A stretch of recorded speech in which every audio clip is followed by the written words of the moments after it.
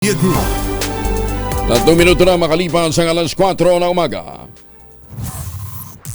DZRH, magandang umaga Pilipinas sa DZRH Radio, DZRH TV at DZRH Online. Kasama si Kuya Angelo Palmones. Magandang umaga Pilipinas.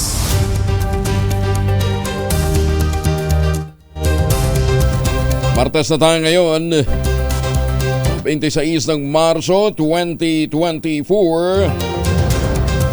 Oy, bukas po ang sumila ng bukas pa ng Miyerkules po ng tanghali ang simula ng holiday sa mga nagtatrabaho sa gobyerno. Baka naman magsiuwian na kayo ngayon. Dangerous Heat Index na itala ng Pag-asa sa Metro Manila at 4 pang mga lugar sa bansa. Mga bus terminal, fully booked na, Holy Week Exodus nagpapatuloy. Pasok sa mga tanggapan ng gobyerno, half day na lamang, March 27, Miyerkules Santo. Globe Telecoms nagbabalalaban sa spoof messages para sa pag-claim ng rewards. Pagsisilbi ng warrant of arrest na uwi sa enkwentro, suspect patay sa Batangas. 17 patay naman sa salpukan ng truck at van sa lalawigan ng North Cotabato. Magandang umaga, Pilipinas!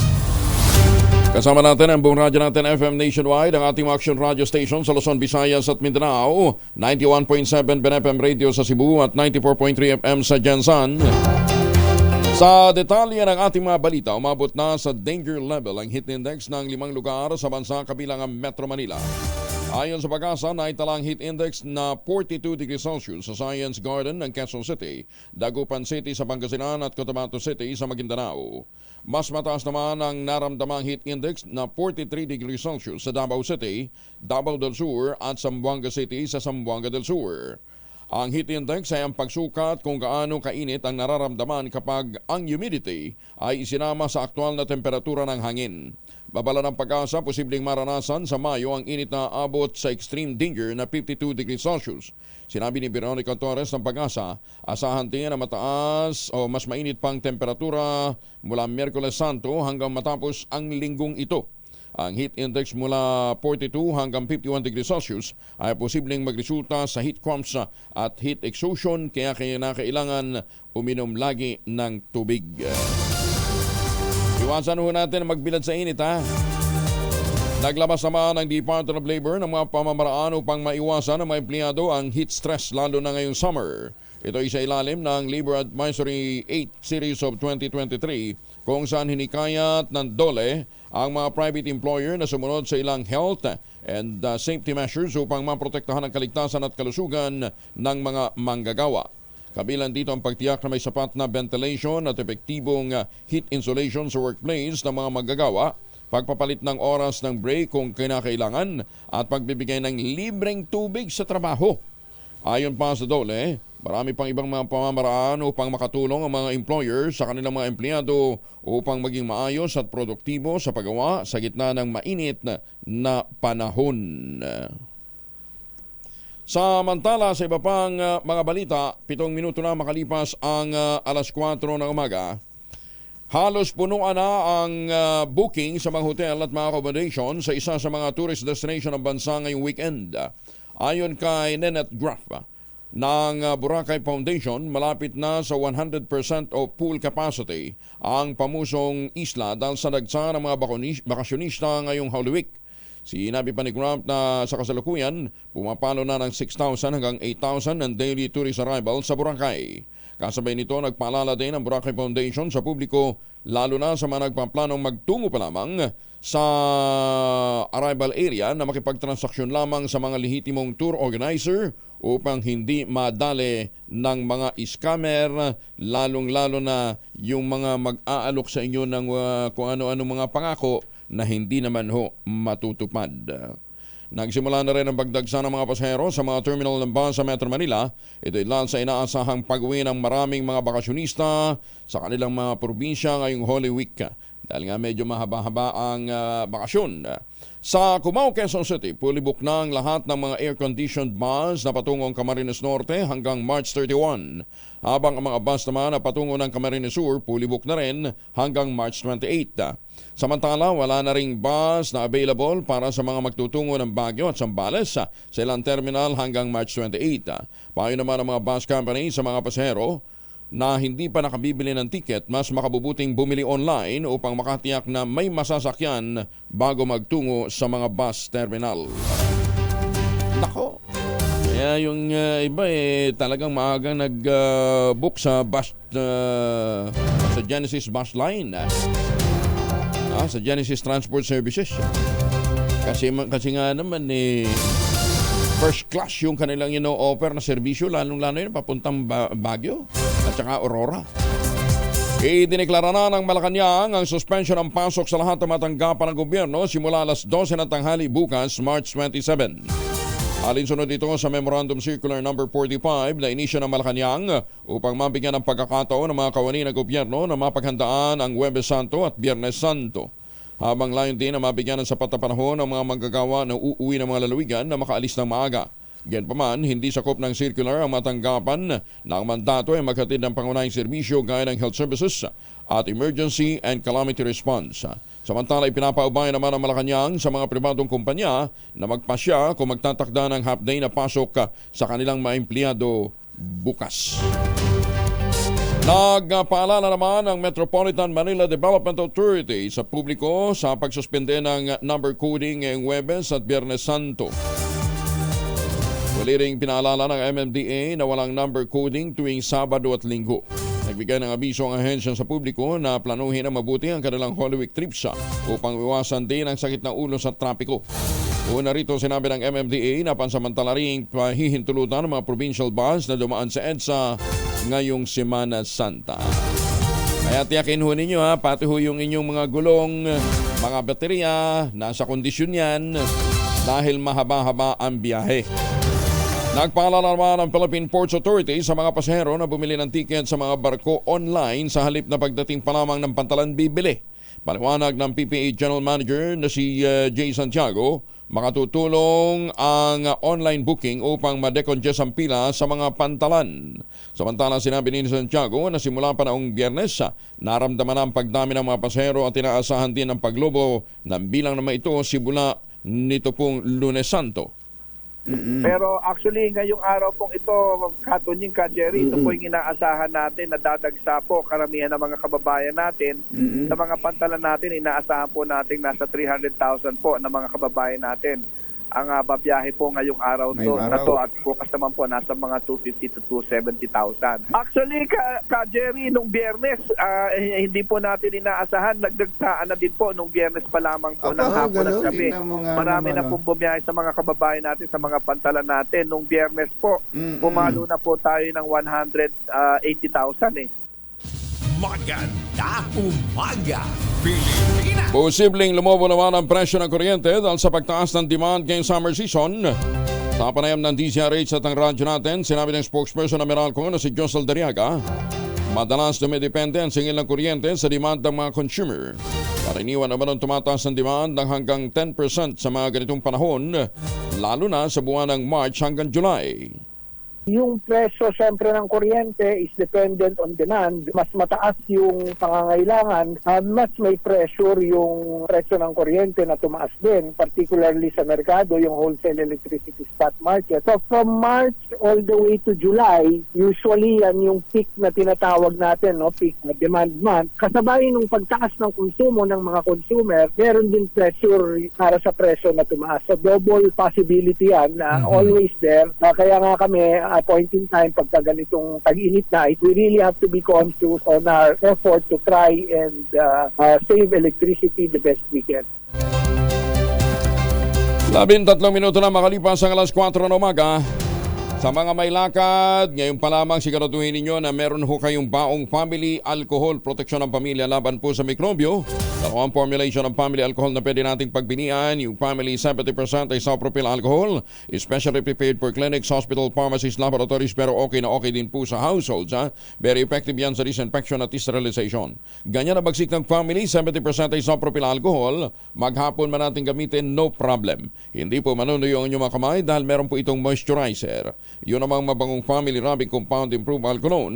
Ayun pa yung mabangong isopropyl alcohol na ginagamit ng mga masaista, mga barbero, mga doktor, mga nurse, mga kumadrona for sponge bathing and other cleansing purposes. Family rubbing alcohol parang di siya reachable na sa mahabang panahon. Mabibili sa namang butika at convenience stores nationwide. Family rubbing alcohol hindi lang pampamilya, pang sports pa. Ay maganda umaga sa ating mga nagagandahang mga kumadrona. Lalong-lalo na yung mga miyembro ng Philippine League of Government and Private Midwives na magdiriwang ng kanilang 25th National General Assembly. Ang tema, Embracing the Silver Lining of Midwifery Profession. Rise up, look forward, and shine. Ito ay gaganapin April 23 to 25 sa SMX Convention Center sa Davao. Para ho sa karagdagang impormasyon sa mga miyembro po ng PLGPMI, may tumawag daw po kayo sa sekretariat sa 0915-855-1119.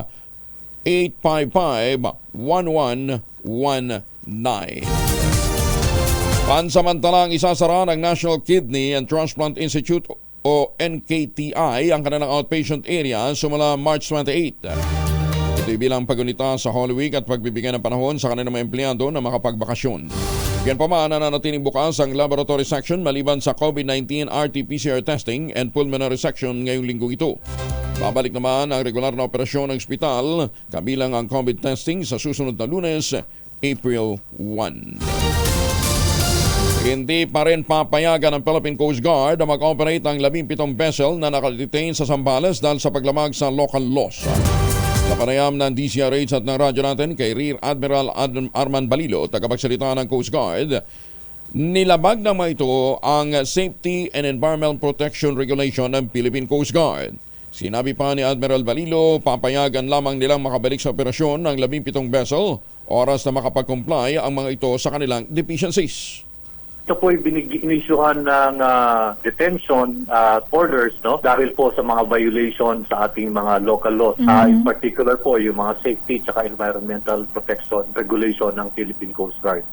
Well, initially naka-detain sila at merong order for them to correct at to comply yung mga deficiencies na nakita sa kanila. At yun po ay hintayin natin bago natin sila payagan uli na makapag-operate. Ang 17 vessel ay pawang mga bareboat charter na nakarehistro sa Pilipinas habang 3 ay mula China, Sierra Leone at Panama. Matatandaan 28 sasakyang pandagat na kabilang sa dredging activity sa Zambales ang isinailalim sa inspection ng Coast Guard kung saan natuklasan ang mga paglabag. Update muna tayo sa malagim na banggaan ng isang dump truck at isang van sa Antipas sa North Cotabato. Detalye ng balita mula kay Jun Dimakutak, Aris 19. Assalamualaikum, Jun. Alaikumussalam, Kuyang Angel. Nagpapatuloy ang investigasyon ng Bureau of Fire Protection at ang SOCO sa nangyaring insidente ng banggaan ng isang truck na may kargang buhangin at ng isang van at pagkadamay ng isang motorcycle sa barangay Luhong, Antipas, Cotabato Province kahapon ng hapon. Kalunos-lunos ang dinana sa mga pasahero ng van with plate number MWB911 na minamaneho ni Mark Anthony Bunda na biyaheng Kidapawan City mula Antipas. Matapos sa babangga ng isang Howood truck na ayon sa investigasyon ng PNP Antipas, nawala naman ng brake and truck sa isang kurbadang bahagi at nag-head-on collision sa kasalubong na van. Ayon sa ilang witnesses, nakaladkad pa umano ang van na ilang metro dahil sa lakas ang impact. Sanhi na nagliyab ito, natakot naman ang mga tao sa lugar na lumapit dahil sa mabilis sa pagkalat ang apoy at wala nang nagawa pa habang awang-awa sa mga buhay pang pasahero na humihingi ng tulong na unti-unting kinakain ng nagliliyab na apoy hanggang sa natupok na ng buhay. Ang driver naman ng Howood truck with the plate number AD8703 ay kinilalang si Edwin Dumampias na siyad na nakaligtas, residente ng barangay Tulungan, Gihing, Digos City. Sa pahayag mula kay Antipas Police Chief Captain Godofredo Tupas II, hawak na nila ang driver ng Chinese-made na Howood dump truck at inihahanda na ang kasong isasampa laban sa kanya. As of 10 p.m. kagabi, umakyat na sa 17 ang patay kasama ang driver ng van, habang ang ikapang 18 pasahero ng van ay nasa ospital bilang one o itong lone survivor na isang ex-barangay chairwoman ng barangay Luhong Antipas. Nasa isang punerarya na rin ang Antipas sa mga bangkay at doon na rin nakaabang ang mga kaanak ng mga biktima. Mula sa kanunahan sa Pilipinas, DZRH, ako si RH19, June Makutak, tuloy-tuloy sa pagbabalita, tuloy-tuloy na serbisyo, sama-sama tayo, Pilipino. Sokran Jun, maraming salamat. Pinagunahan naman ang Philippine Amusement and Gaming Corporation o PAGCOR Chair at CEO Alejandro Tenco ang pagpapasinayan ng 2 bagong multipurpose centers sa mga bayan ng San Manuel at Victoria. Ito po sa lalawigan ng Tarlac. Naglaan muna ang PAGCOR ng kabuuang 100 milyong piso para sa 2 two-story buildings. Bagamat itinayo ang mga gusali para magsilbing evacuation facility sa panahon ng kalamidad, sinabi ni Chairman Tenco na magandang gamitin din ang mga ito para sa iba pang mga aktibidad tulad ng livelihood at revenue generating projects. Labis naman ang pagpapaabot ng pasalamat sa PAGCOR ni na San Manuel Mayor Doña Crescencia Tesoro, gayon din si Tarlac 2nd District Representative o 2nd District Board Member Hermes Sembrano.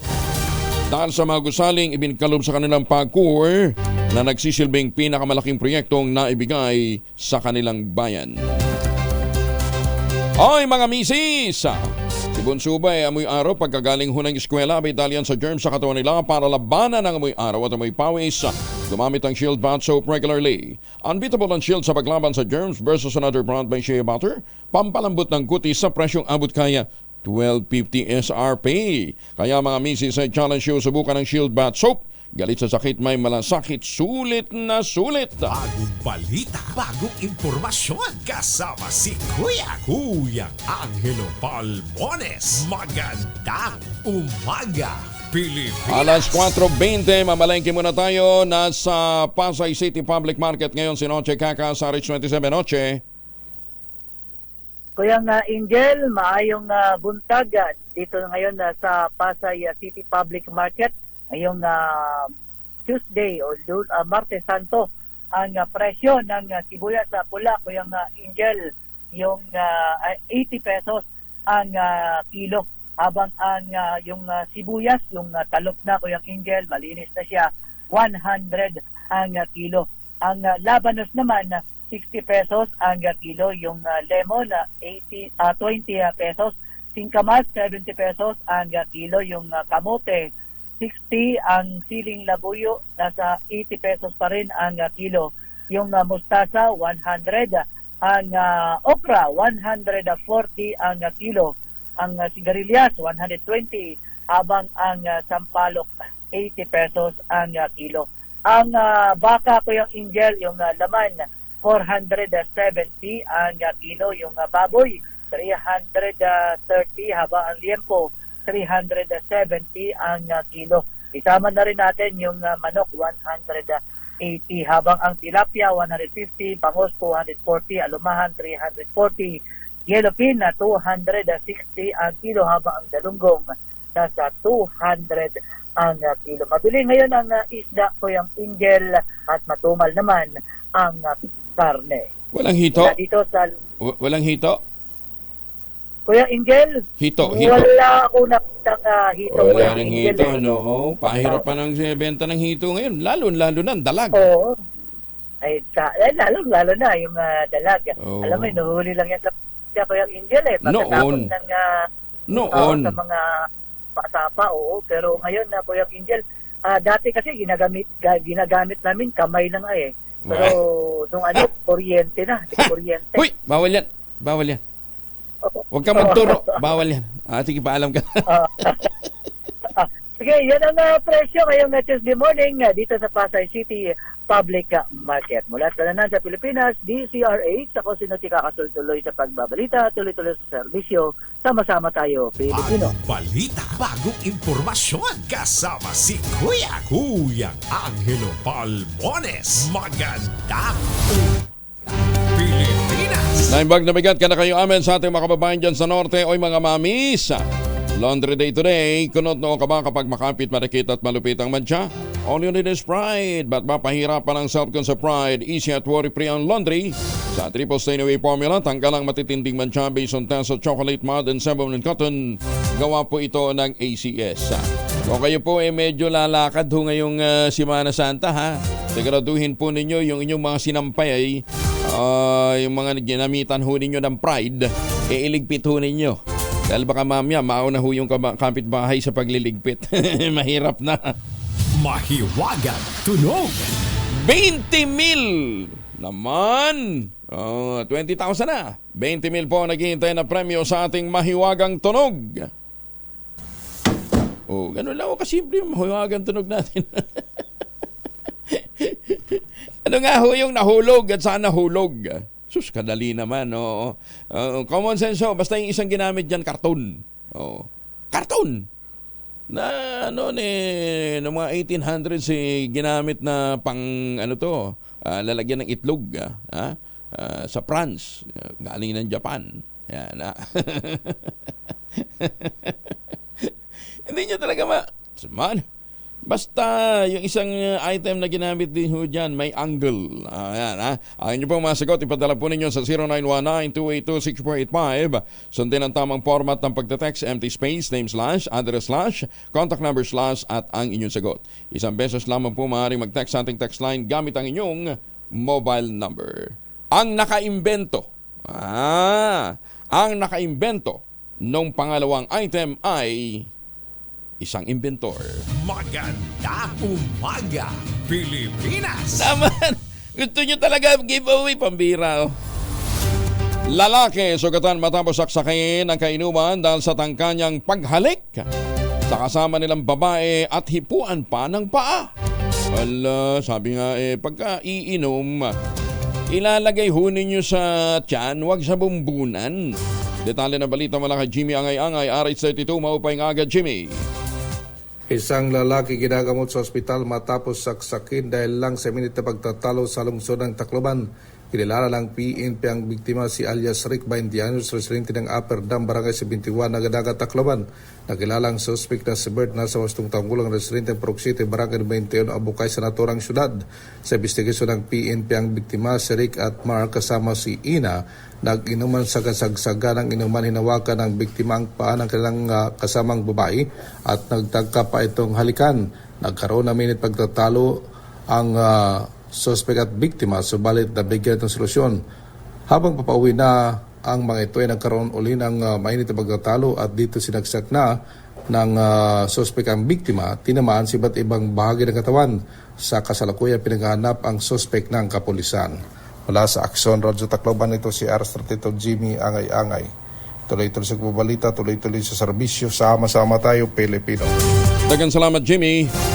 Nawagan naman si Senator Bongo sa publiko, dagdagan ang pag-iingat, ang intervention ng gobyerno at ang pakikipagtulungan ng komunidad upang mapigilan ang pagkalat ng pertussis o whooping cough na kumakalat ngayon sa bansa. Ang outbreak ng sakit ay dineklara na ng Quezon City na nagtala ng 23 kumpirmadong kaso. Meron na ring pagkamatay ng ilang sanggol, habang sa Pasig City naman napapaulat ang nakababahalang pagtaas din ng kaso ng pertussis. Ayon kay Senator Go, napakahalaga ng pagiging alerto, pagtugon ng gobyerno sa paglaban sa pertussis at ang nasabing sakit, lalo pa sa mga sanggol at bata na hindi dapat maliwalain. Ginit pa ng Senador, dapat magkaisa at maging proactive sa pagpapalaganap ng impormasyon at tiyaking may sapat na gamot at bakuna para sa lahat. Ang sakit ay kumakalat sa pamamagitan ng respiratory droplets at maaaring magresulta ng seryosong issue ng kalusugan tulad ng pneumonia, seizure, pinsala sa utak at posibleng kamatayan. Tulak naman ang illegal drugs sa bayan ng Maribeles, Bataan na kumpiskahan ng 100,000 piso halaga ng shabu. Detalye na balita mula kay Danny Kumilang, RH37 Danny. Arestado ang isang tulak ng droga matapos makabili ang tumayong pusor bayar na pulis at nakumpiskahan ito ng higit sa 100,000 piso na halaga ng shabu sa ikinasang drug bypass operation sa Jamboree Site, Barangay Balon Anito, Maribeles, Bataan, alas 9:50 ng gabi. Sa ulat mula sa Maribeles PNP, ang suspect na naaresto ay kinilala sa alias Padilla, 49 anyos, binata na residente sa nasabing lugar. Nakumpiska sa drug suspect ang 15 gramo ng shabu na nagkakalaga ito sa kabuuan na 102,000 piso at nabawi din ang ginamit na mark money. Ang suspect ay sinampahan na kahapon ng kasong paglabag sa Comprehensive Dangerous Drug Act of 2002. Mula sa kauna-unahan sa Pilipinas, DCRH, ito si Danny Kubilang. Tuloy-tuloy sa pagbabalita, tuloy-tuloy sa serbisyo. Sama-sama tayo, Pilipino! Maraming salamat, Danny. May apaaba kakayungan sa ating mga kababayan dyan po naman sa Pampanga. Nagbabala naman sa publiko ang Globe Telecoms kaugnay ng mga nauusong SMS scam. Ginagamit pa ang pangalan ng network. Kabilang dito ang mga spoof messages na inuudyo ka ng mga consumer ng Globe na i-click ang link para makakuha ng Globe Rewards bago pa ang expiration nito sa March 31, 2024. Ayon sa Globe, lahat ng kanilang mga opisyal na mensahe ay hindi naglalaman ng anumang link. Habang ang lahat ng mga rewards mula sa Globe ay maaari lamang i-claim o i-redeem sa pamamagitan ng Globe One app. Iginit pa ng Globe, ang mga spoof messages ay mauri ng scam upang makakuha ng personal na impormasyon ng mga consumer o mga customer na kanilang ginagamit naman sa illegal na aktibidad. Kaya nagtataka tayo, ano bang nangyari doon sa SIM registration? Bakit lalong tumindi ho yung mga operasyon ng mga scammer? Meron nga ako natanggap galing pa sa 2 bangko. Ang sinasabi, makatatanggap daw ako ng reward, may deadline, kaya lang ang giveaway ho doon, walang DTI approval, walang DTI permit number. Pagka mga promo na ganyan, kinakailangan po ng DTI permit number. So ayun, binerify natin, At sabi, i-credit na lang daw sa account ko, sabi doon sa isang bangko. Sabi ko, paano kaya nila i-credit doon sa account doon sa bangkong yun? Ala naman ako account doon. Either way, di ba? Kahit na wala kang account, kung ikaw ay medyo nagkaroon ng interest, i-click mo yung link di ba? So pag click mo na yung link, wala nang nakuha sa iyo na pera, nakuha naman yung data mo. Ingat ho kayo. Basta ang diyan, lahat ho ng mga promo ay may Central Bank approval o dili kaya merong DTI permit number. Yan yan ang isa sa mga ngayon kung nakita ninyo na may DTI permit, check din ho ninyo, verify din ho ninyo. Huwag naman automatic na nagkiklik. Dahil kadalasan, dyan ho nakakadali itong mga walang hiyang mga scammer na ito. Ay, nako. DICT, ano na? Akala ko ba kapag nagkaroon ng registration, madadali na ho yung mga lintik na yan. Bakit hanggang ngayon buhay na buhay pa rin? Maganda umaga, Pilipinas! 2 church worker naman at isang environmental defender ang tinukot sa Pangasinan. Detalye ng balita mula kay Freddy Fajardo, Aris 38. Masantos siya kabasan at Amin sa ating mga kababayan dyan sa Pangasinan, Freddy. 2 church workers at environment defenders ang umano'y dinukot sa San Carlos City, Pangasinan. Ayon sa ulat, may nakakita umano sa sapilitang pagpapasakay sa isang SUV kila Eko Dangla at Axel Chong kamakaluan ng gabi sa Barangay Pulo, San Carlos City. Ayon naman sa hindi na nagpabanggit ng pangalan na kasapi ng Karapatan Central Luzon, isang human rights organization, posibleng biktima raw ng political verification at tagging sila Dangla at Chong na iniuugnay sa kanilang trabaho bilang human rights at environmental advocacy sa lalawigan. Ipinapanawagan na ng Kabataan Party List Ilocos ang regional formation ng Kabataan Party List sa Rehiyong 1 ang pagpapalaya kina Dangla at Chong kung saan binanggit na ang abduction case ng mga ito ay bahagi na nagpapatuloy na pag-atake laban sa activist at environmental defenders sa Rehiyong 1. Ayon naman sa PNP Pangasinan, nagpapatuloy pang kanilang pagsisiyasat sa nasabing ulat at wala pa umano nakakarating na formal na report sa kanilang tanggapan hinggil dito. Mula sa Action Radio Pangasinan, ito si Freddy Fajardo, tuloy-tuloy sa pagbabalita, tuloy-tuloy sa serbisyo, sama-sama tayo, Pilipino. Maraming salamat, Freddy. Most wanted person naman na may kasong acts of lasciviousness, sexual assault at statutory rape sa Davao, arestado. Detalye na balita mula kay Jun Suter mula sa Action Radio Davao. Jun, may buntag. matagumpay na nahuli ang 31 anyos na lalaki na itinuturing na most wanted person matapos maresto ng pinagsabi na pwersa ng Santa Ana Police Station at City Special Operation Group sa pamamagitan ng manhunt operation dahil sa kasong acts of lasciviousness, sexual assault at statutory rape. Isinagawa ang operation alas 2:25 ng Marso 25 sa pangunguna ni Police Lieutenant Colonel Ronald Lau, hepe ng Santa Ana PNP, kung saan nadakip ang suspect na kinilalang si Ryan Ray Sunier, walang asawa at nakatira sa 54-A City of Visayas, Barangay Leon Garcia Agdao, Davao City, sa bisa ng ipinalabas na warrant of arrest mula sa sala ni Judge Zara Dakila Selbusa, presiding judge ng RTC 11th Judicial Region Branch 33 sa Davao City, ay napatawan ang suspect ng kasong 2 counts of acts of lasciviousness na may piyansang nagkakahalaga ng 180,000, sexual assault 180,000 ang piyansa at kasong statutory rape na walang kaukulang piyansa. Mula sa Action Radio Davao, Jun Suter para sa kauna-unahan sa Pilipinas, DZRH. Tuloy-tuloy sa pagbabalita, tuloy-tuloy sa serbisyo. Sama-sama tayo, Pilipino. Dagang salamat, John. Ala, yung mga adik-adik sa Davao, nagsisilayas na daw. Kasi binigyan sila ng warning ni Mayor Baste. Panglayas mo or else otherwise. Ayun lumayas na ho sila.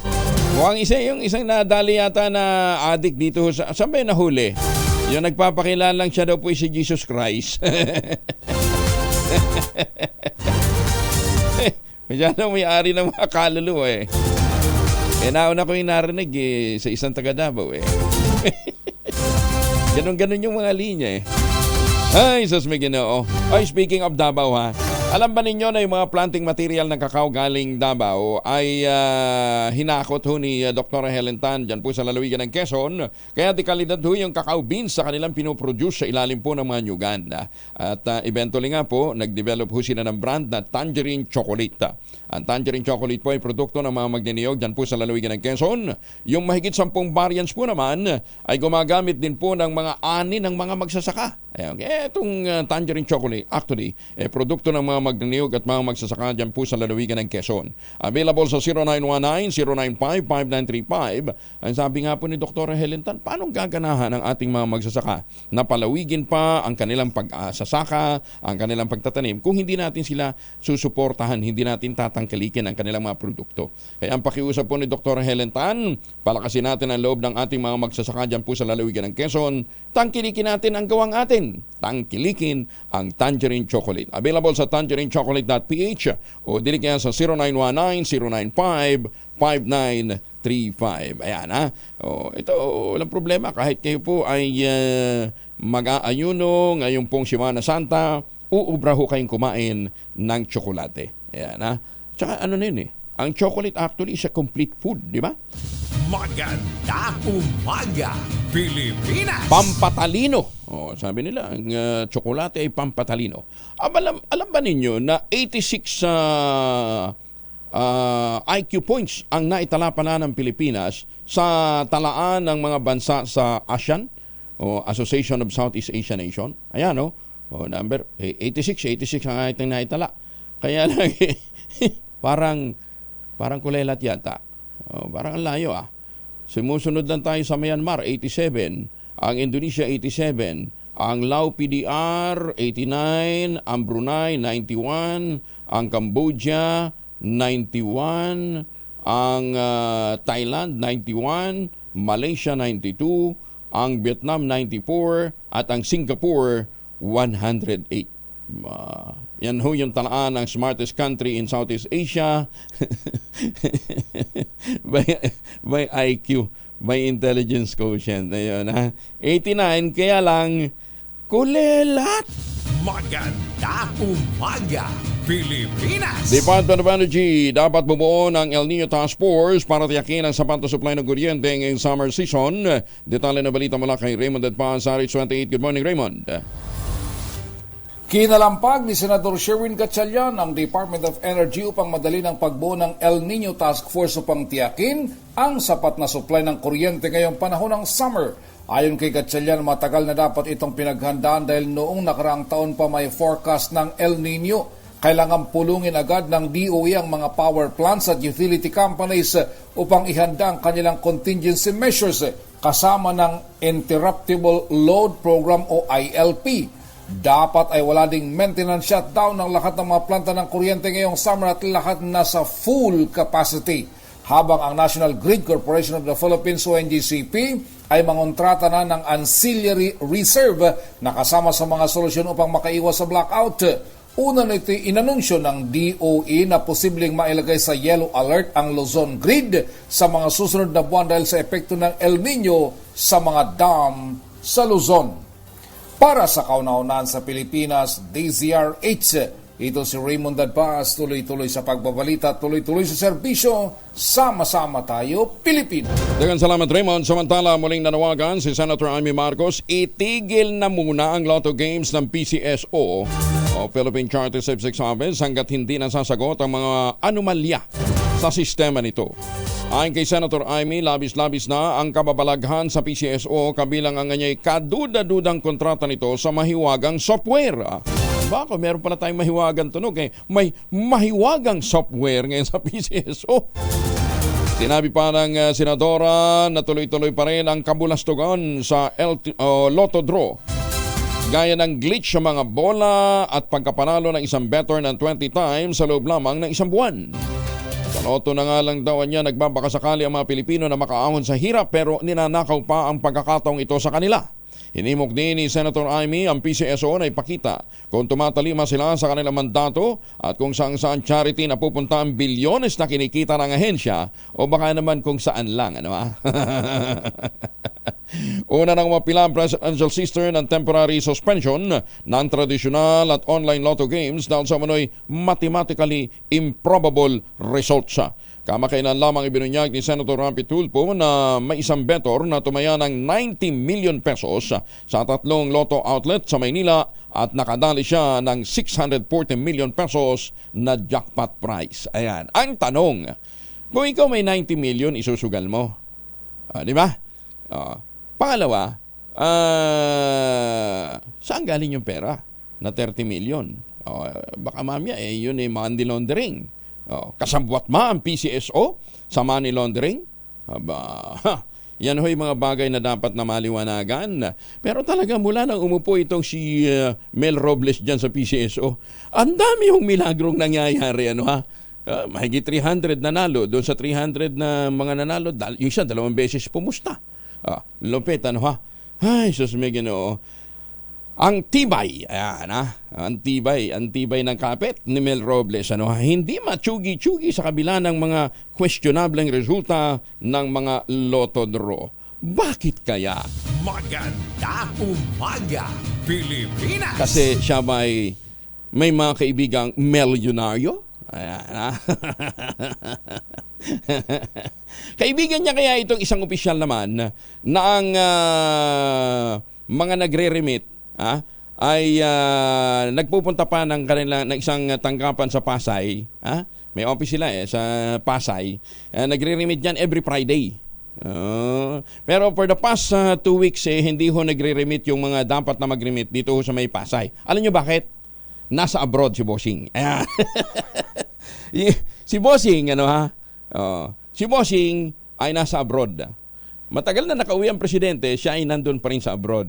Ayan. Ang tanongan nitong mga empleyado, kahit yung mga nagre-remit kay Bossing, every Friday dito sa Pasay, ang tanongan nila bakit ba ito kumuha pa ng condo unit na sa may gilid ho, sa may likod ho ng may likod lamang ng SSS building dito ho sa Quezon City. Ngayon ang laki-laki ng bahay niya dito sa may bandang La Vista. Tapos meron din siyang bagong bahay sa may Corinthian Gardens. Big time. Alam kaya ng presidente itong mga ginagawang kabulastugan ito? Hindi naman ako maniniwalang may basbas. Ayan. Bakit kaya ito ilang araw ng mahigit 2 linggo nang nasa abroad?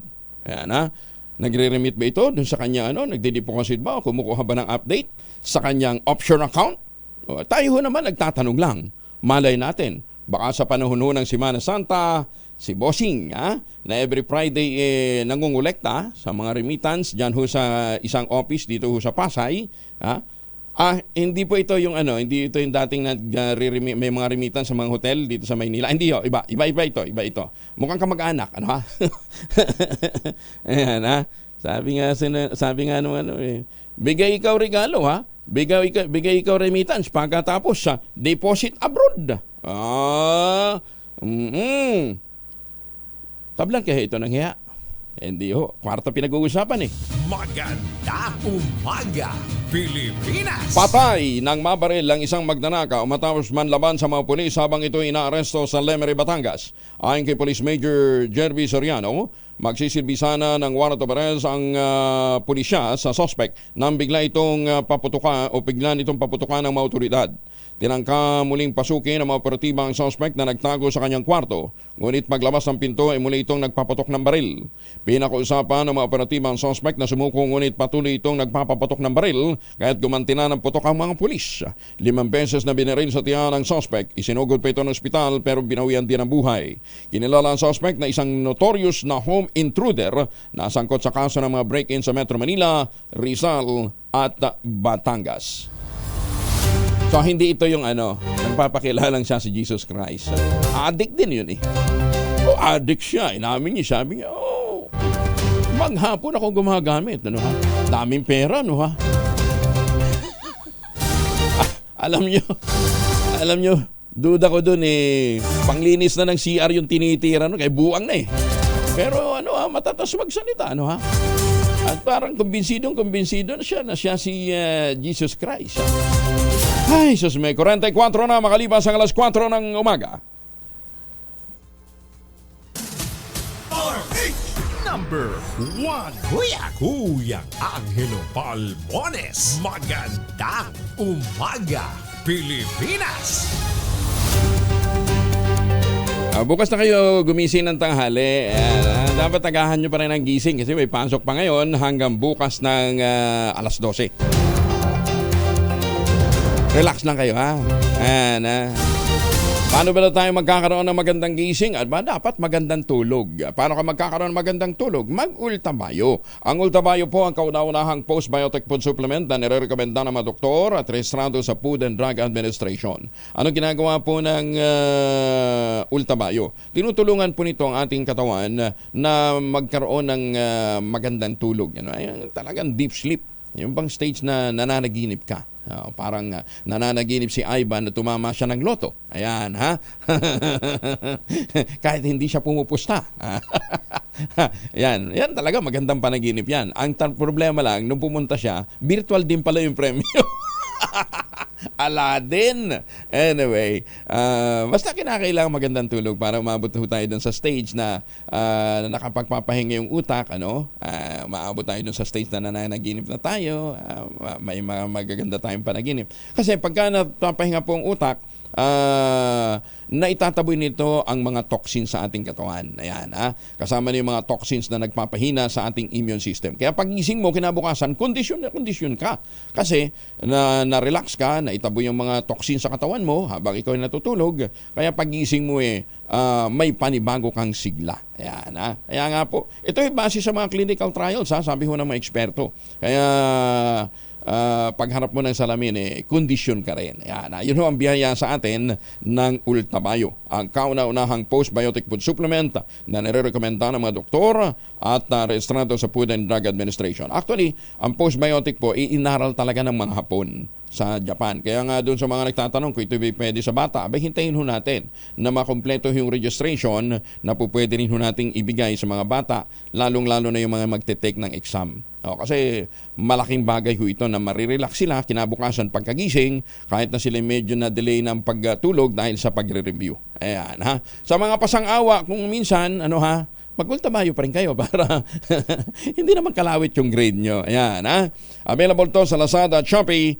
At basta hanapin po ninyo na ito'y produkto ng Theoxis Health Ventures. Kulay maroon, kulay talong po yung packaging.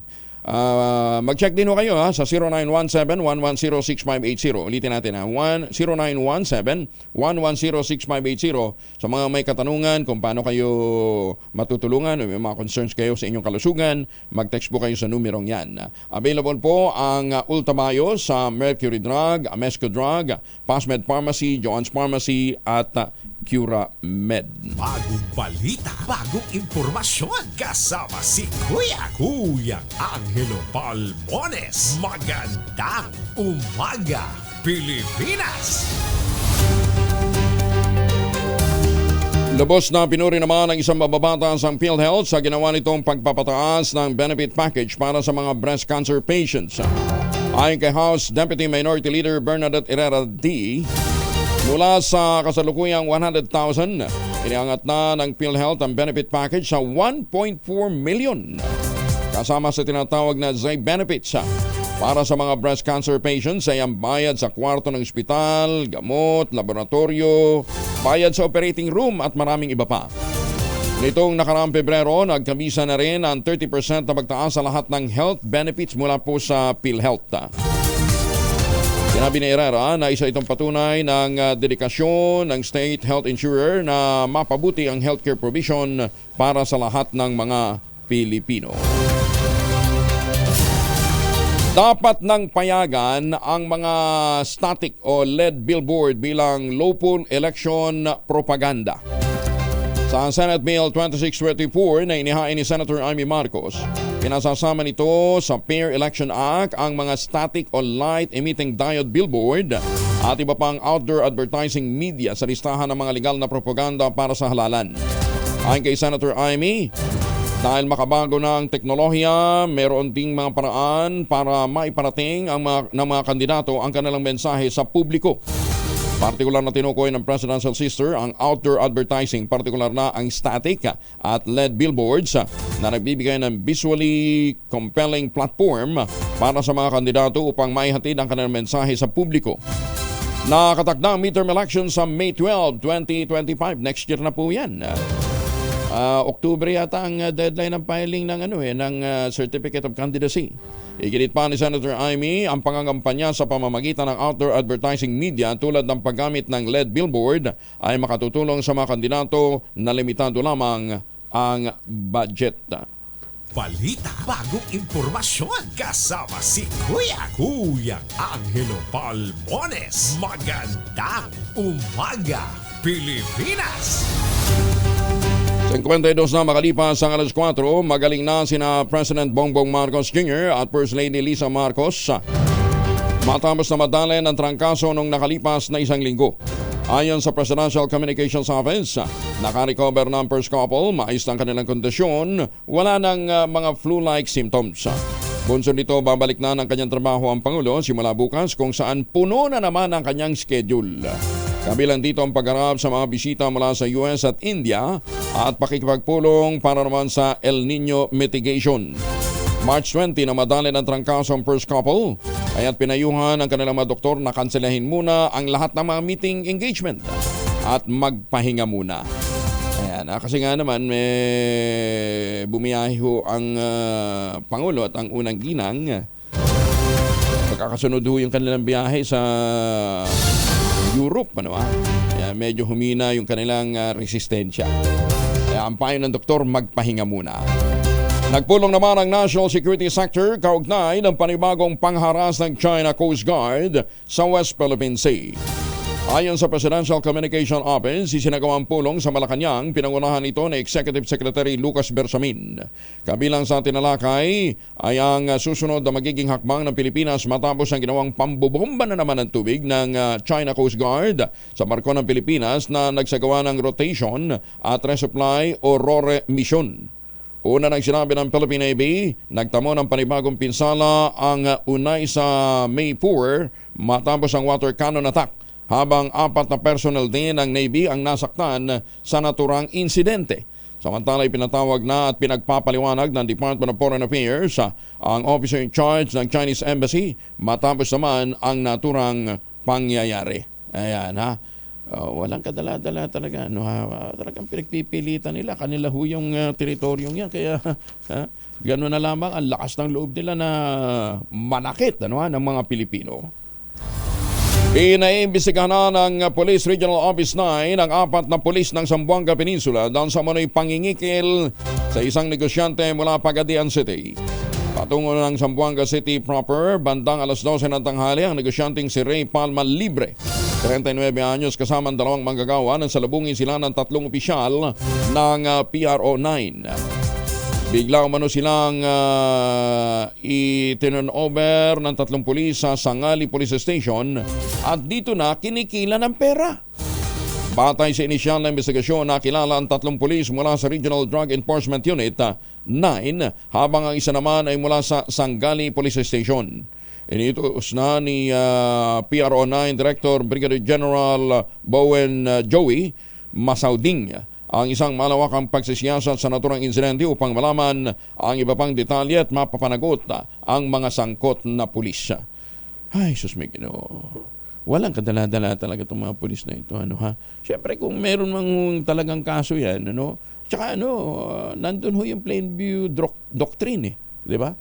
Dapat Plainview, kung nakikita ho ninyo meron, pero yung wala, di ba? Huwag nyo nang imbentohan. Ang laki-laki na ng sweldo nyo, di ba? Kaya nga isa sa mga naging strategy ho ni Pangulong Digong nung siya'y naupo para mabawasan ang ganitong klase ng kalokohan, ang pangaharas ng mga pulis, sa mga nahuhuli lang may mga traffic violation o kaya pagpatong sa illegal drugs. Tinaasan ang sweldo, binigyan ng pabahay. Ano pa bang gusto nyo? Diba?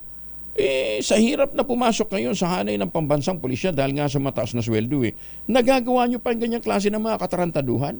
Diba? Mahiya naman kayo sa mga pamilya ho ninyo. Bagong balita, bagong impormasyon. Kasama si Kuya Angelo Palmones. Magandang umaga, Pilipinas! Oy, meron na rin warning ang pamahalaan lungsod ng Taguig.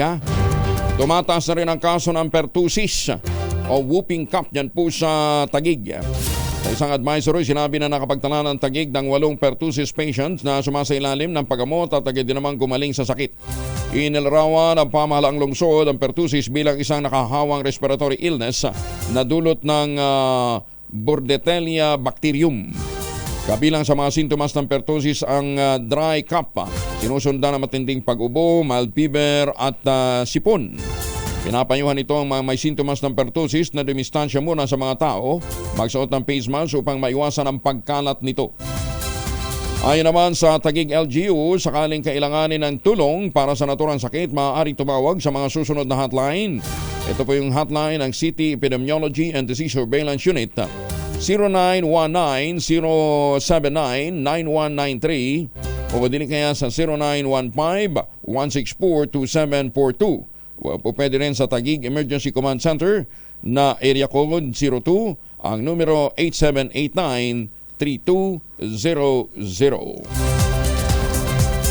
Si Dr. Marcelino Villapuerte, Assistant Weather Service Chief ng Pag-asa at head po ng Technical Working Group, designated spokesperson, kaugnay po ng tumataas na heat index natin. Kasama na natin Doc Marcelino. Magandang umaga po sa inyo, Dr. Villapuerte. Yes po, Sir Angel. Magandang umaga po. Ganon din po sa inyo mga taga-subaybay. Oy, kumusta na ho kayo? Ay sir, mabuti naman po. Maraming salamat po. Doc, ang 52, ang 42 hanggang 52, yun yung critical na heat index na ho, di ba? Well, actually sir, 42 po hanggang 51 degrees Celsius po. Yun po yung heat index na nasa danger level. Na kung saan yung heat cramps and heat exhaustion are likely. And even yung heat stroke po ay probable din po with that condition po. And usually, ang ganitong mga panahon, ganitong mga buwan, talaga nararamdaman na siya, di ba?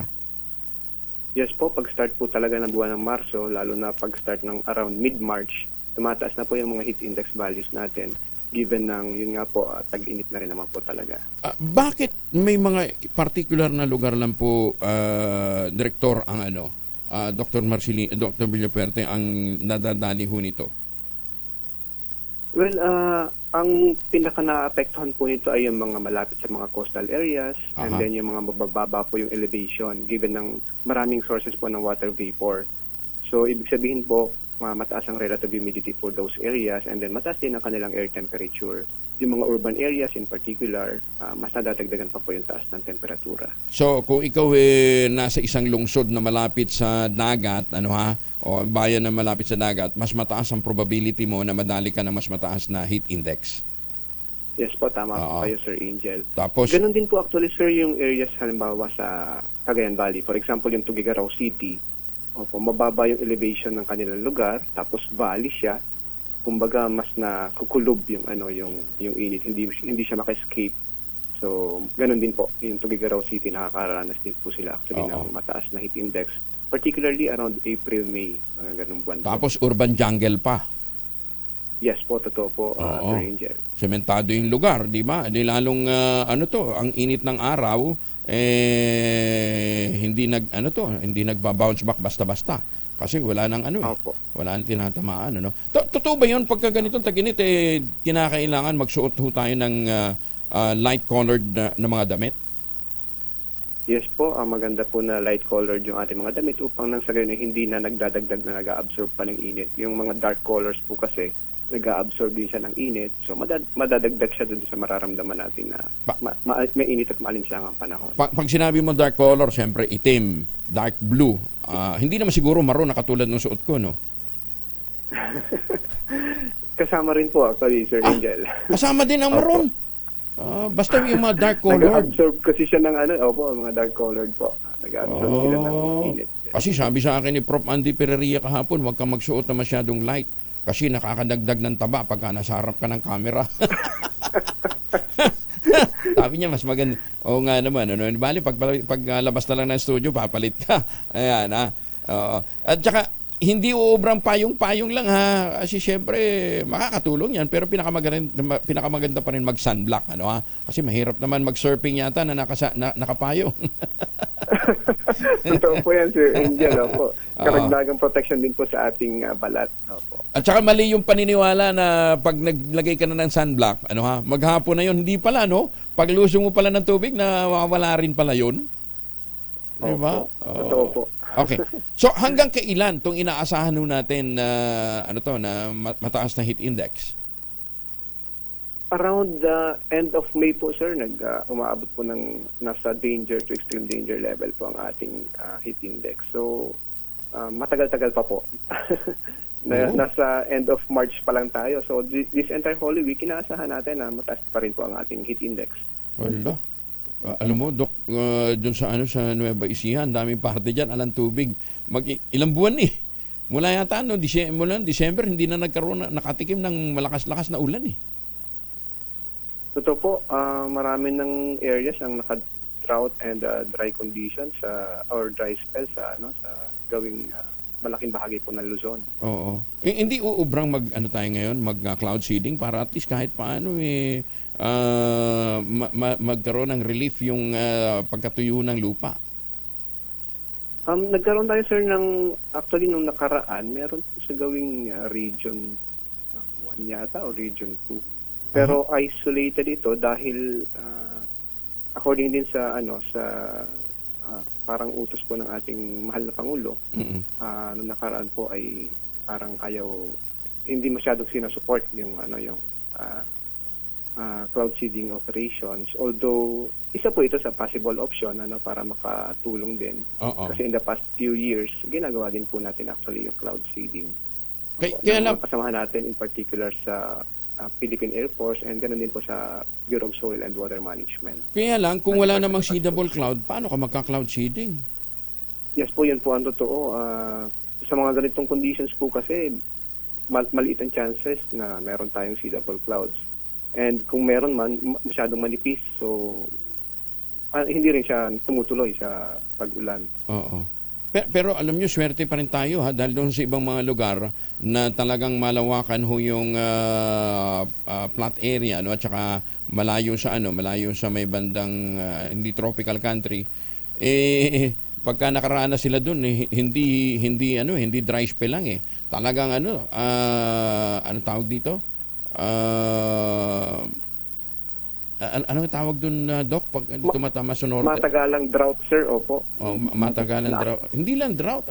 May term tayo dun na ginagamit. Ganun ho katindi ang heat wave. Heat wave ang dumadali sa kanila. Heat wave, sir. Dito sa atin, wala namang heat wave, no?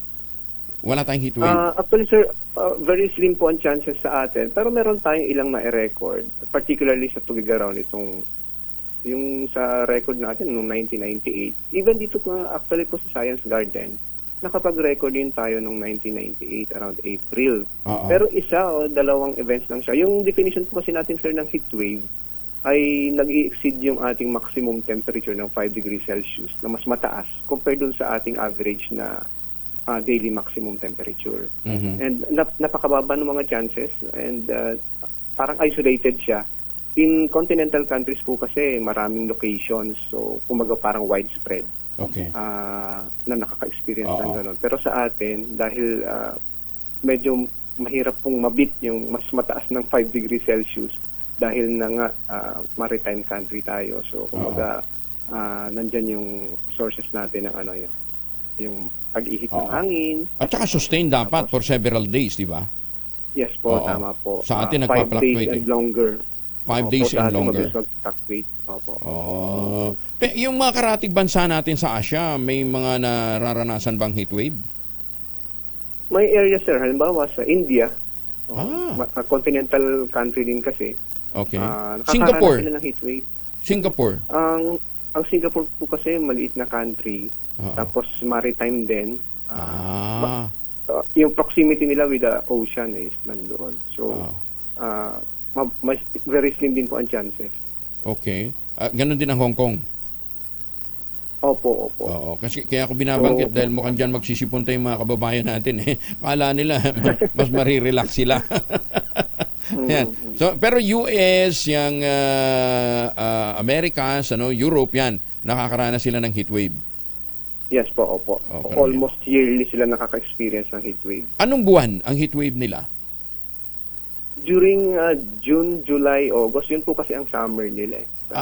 So pagkatapos natin, sa kanila naman. Yes po, opo. Doon ang ikot. Oo. So ang sinasabi nyo hanggang May itong ating mararanasan na mataas na heat index, And yes po, tama po. Anong oras ba iwasan talaga? Alas 9?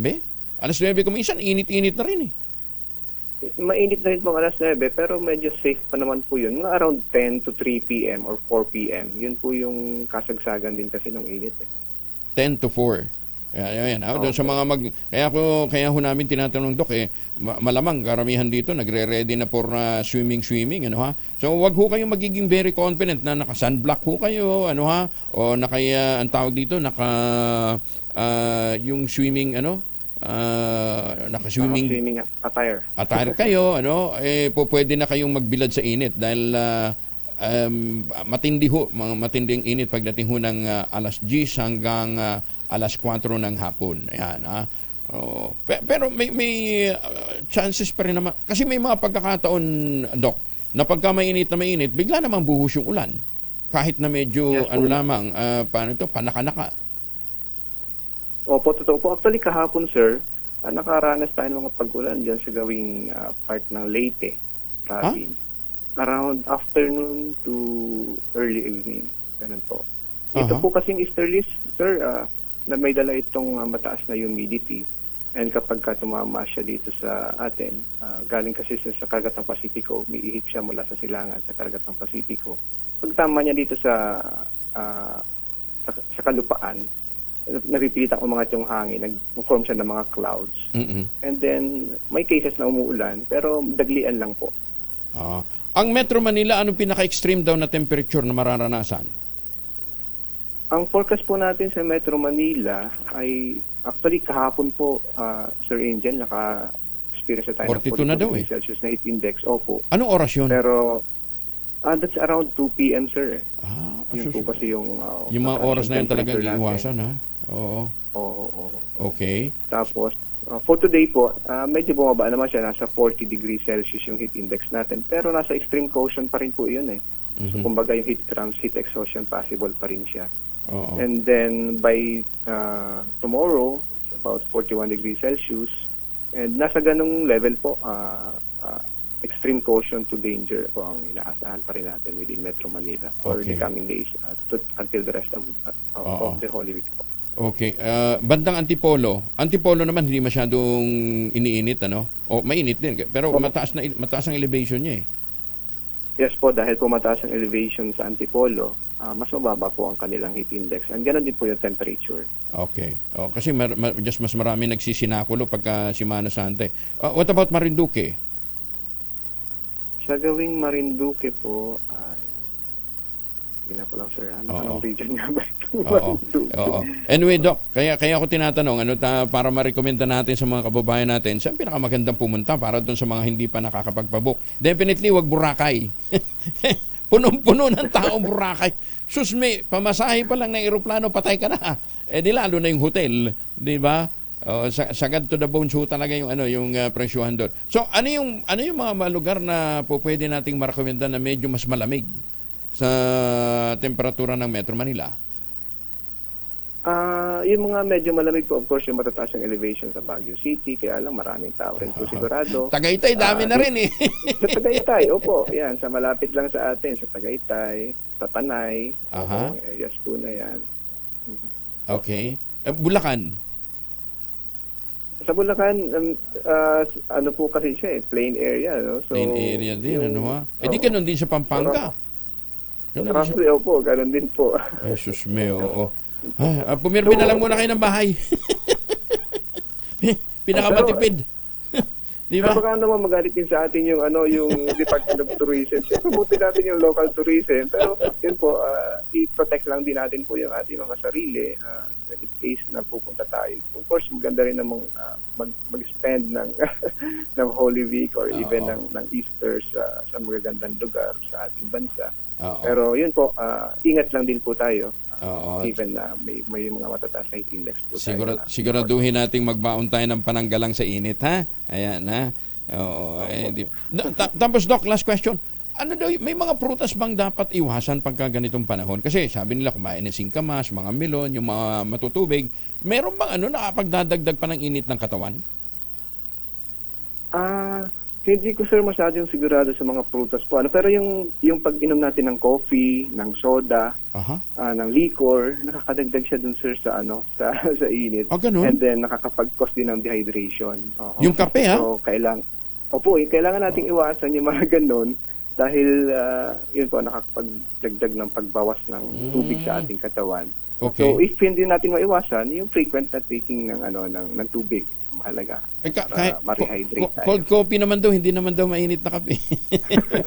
Kape pa rin yun. What about ang tsaa? Coffee pa rin. Ang tsaa? Kasama rin, sir. Opo. Kasama din? Kasama rin po, sir. Tsaa, kape, soda, liquor. Kasama sila dito sa mga totoo ba yun? Ang mangga daw nakakapagdulot naman ng bungang araw. Mainit sa katawan. Hindi ko sir eksaktong masagot kasi hindi kasama sa inaral niyo. Anyway, Doc, thank you Thank you for joining us this morning. So muli ang ating paalala, itong heat index na ito magpapatuloy towards the weekend. Kaya siguro observe natin ang Semana Santa na may kasamang pagninilay-nilay and extreme caution, lalong-lalo na doon sa mga magbi-beach, doon sa mga bibiyahe. Doc, thank you Magandang umaga. Maraming salamat din po. Magandang umaga. Mukhang wala kayong bakasyon eh. Opo. Yun lang ang malungkot. Ayan. Doc, maraming salamat. Magandang umaga. Thank you. Si Dr. Marcelino Villapuerte ng Pag-asa Assistant Weather Services Chief ng siya rin po ay head ng Technical Working Group para po sa mahigpit na pagmamonitor dito po sa pagtaas ng heat index natin. Ayan, So muli ang paalala ho ni Dr. Villapuerte, mag-ingat, inom ho lagi ng tubig, mag-hydrate ho tayo at siguraduhin nating alas 10 hanggang alas 4 ng hapon wala tayo sa ilalim ng sikat ng araw. Magandang umaga, Pilipinas! At ano man po ang ating lakad, huwag kalimutan magbaon ho ng family alcohol, proteksyon ng pamilya laban po sa mikrobyo, dalawang formulation ng family alcohol na pwede nating pagpilian. Yung family 70% isopropyl alcohol, especially prepared for clinics, hospital, pharmacies, laboratories, pero okay na okay din po yan sa mga households. Very effective sa disinfection at sterilization. Ganyan ang bagsik ng family 70% isopropyl alcohol. Maghapon man natin gamitin, no problem. Hindi po manunuyo yung mga kamay dahil meron po itong moisturizer. Yun namang mabangong family rubbing compound improved alcohol. Yan po yung mabangong isopropyl alcohol na ginagamit ho ng mga masahista, mga barbero, mga doktor, mga nurse, mga komadrona for sponge bathing and other cleansing purposes. Family rubbing alcohol parang DCRH subok na sa mahabang panahon. Mabibili sa namang butik at convenience stores nationwide. Family rubbing alcohol hindi lang pampamilya, pang sports pa. Bagong balita, bagong impormasyon. Kasama si Kuya Angelo Palmones. Magandang umaga, Pilipinas! Oy, good news muna tayo. Nag-remit ang Philippine Amusement and Gaming Corporation of PAGCOR ng kabuang 4.59 billion pesos na cash dividend sa National Treasury na naglalayong masuportahan ang mga hakbangin ng gobyerno upang matiyak ang patuloy na paglago at pagunlad ng ekonomiya ng bansa. Ang nasabing remittance ay kumakatuan sa 75% net income ng PAGCOR para sa calendar year 2023. Ito'y mas mataas sa karaniwang na 50% remittance bilang tugon na rin sa hirit ni Finance Secretary Ralph Recto na mag-advance ng karagdagang 25% na dividendo upang ponduhan ang mga gastusin ng gobyerno. Iniuugnay ni PAGCOR Chair at CEO Alejandro Tenco ang tumaas na kontribusyon sa dividendo sa matatag na kita mula sa gaming operations noong nakarang taon na nagtala ng 79.37 billion pesos gross revenue at net earning na 6.13 billion pesos na nagbigay daan para sa mas mataas na dividend rate declaration.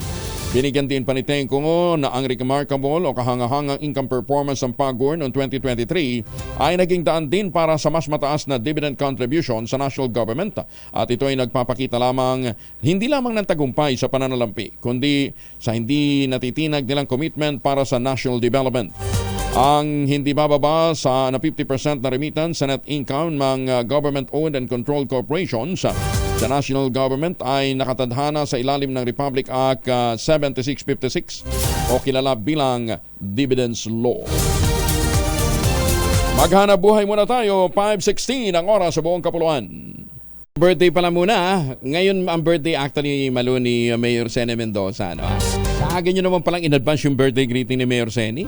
Mayor Seni, happy birthday ha. Ngayon araw na itong birthday niya. Tapos, congratulations kay Congresswoman Jam Baronda ng Iloilo. Ayan ha. Ang magandang si Congresswoman Jam Baronda ng Iloilo ay nakapagtala ng 92.9% performance rating. Ano? Rank number 1 sa ginawang assessment po ng RP Mission and ano to? Transparency Incorporated ba yun? Anyway, congratulations. May aga sa mga kuturang tala sa Iloilo, ha? Ang inyong representative, si Congresswoman sa Jam Baronda, is really performing well. Binabati ka rin na ating kaibigang si Don Leoting. At isang mga suki, umakyat na nga pala sa 17 ang bilang ng mga nasawi sa salpukan ng isang van at dump truck sa Antipas, North Cotabato. Sa mga nasawi, 6 pa lamang ang nakikilala, kinabibilangan ni na Kimberly Shane Armada, Nonoy Bunda, Iris Lopez, Rice Beans Lopez, Coco Pojas at Genevieve Vicente. Batay sa ulat ng pulisya, binabaybay ng truck na may kargang construction material ang highway sa barangay Luhom nang bigla umano itong nawala ng preno. Sumalpok ito sa nakaparadang container van na huminto sa inner side ng kalsada matapos na magkaproblema naman sa makina.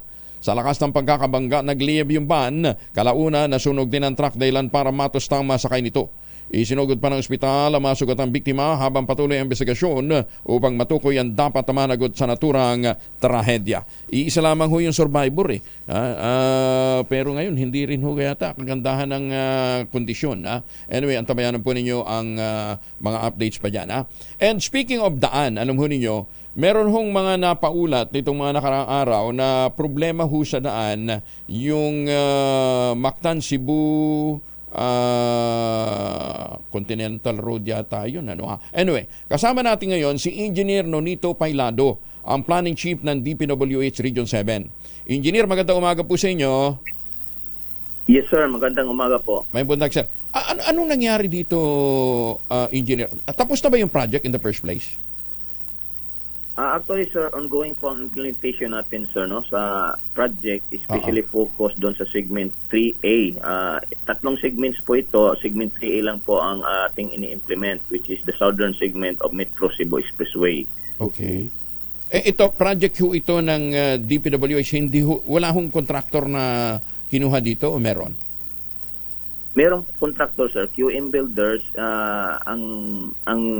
Ang implementing office on the part of DPWH is DPWH Regional Office 7 based in Cebu City. Okay.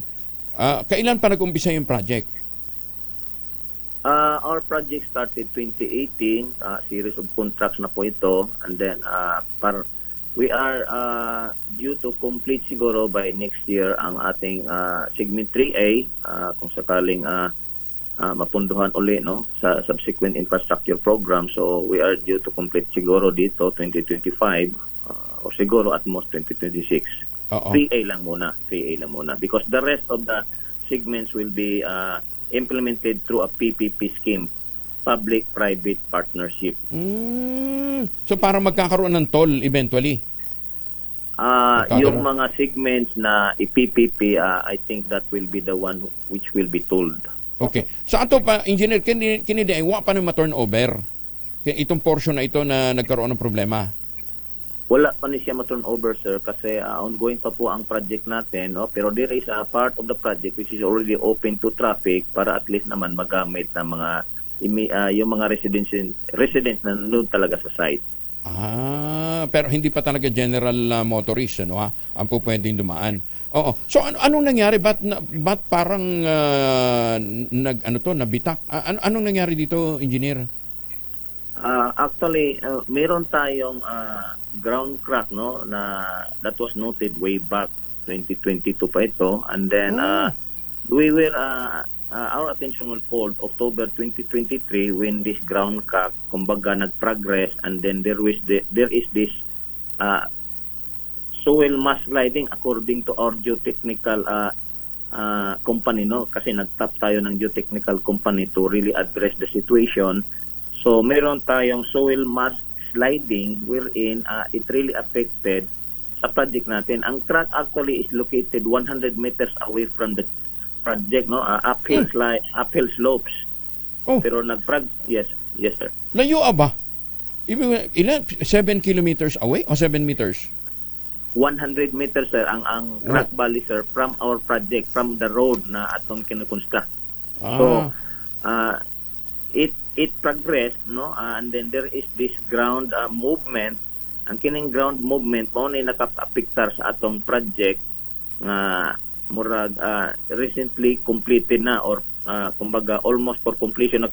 Pero kuan na ni siya sir out of the 4.55 kilometers kay mao man ni ang length sa atong segment 3A, only 300 meters is affected. More or less 300 meters lang affected. Mo na imong gi-close to vehicular traffic para silbi sa safety sa atong commuters o residents.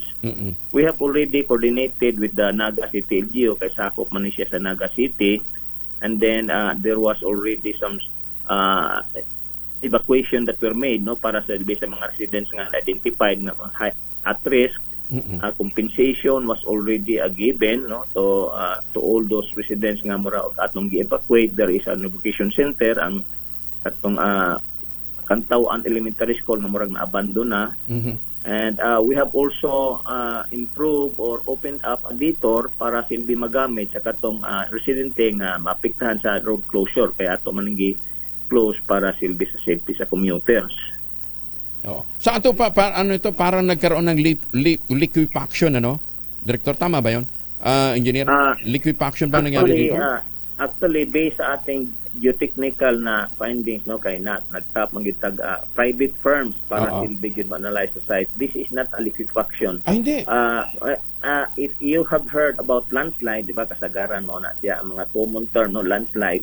This is sort of landslide nga wala din siya mo-collapse dayon no kay kasagarang landslide kun abrupt ang iya silbing mura occurrence kumbaga soil mass movement mo bigay dayon no mo bigay dayon pero kini gradual. So according to our geotechnical the expert no nga atong gitap, this is soil mass sliding, gradual.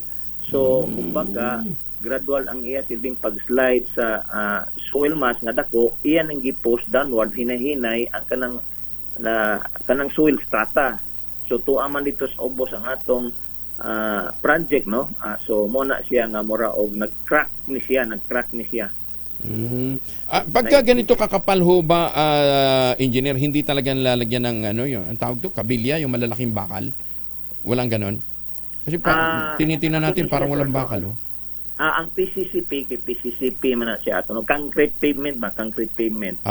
If you will take note, in any concrete pavement construction, wala na siya mura og kabilya except sa kanang mga joints, kay mao man ay butangan og mga kabilya, kanang longitudinal joints, kanang transverse joints where you are going to end up your pouring, kay di ba sequence man ang pouring ana. So kung asa to mo end ang pouring, mao na butangan natog mga kabilya, except kung palitag na special case wherein we are dealing with a soft strata nga murag ato gyud i-reinforced concrete ang atong PCCP, ang atong concrete pavement, pero tagsar kay na siya.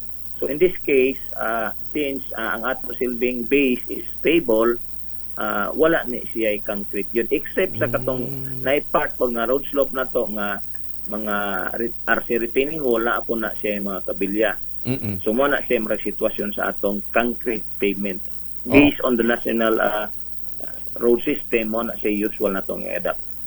Teka muna, engineer, ang sabi nyo, mag-iintay tayo ng funding. So, hindi pala ito sagutin ng kontraktor.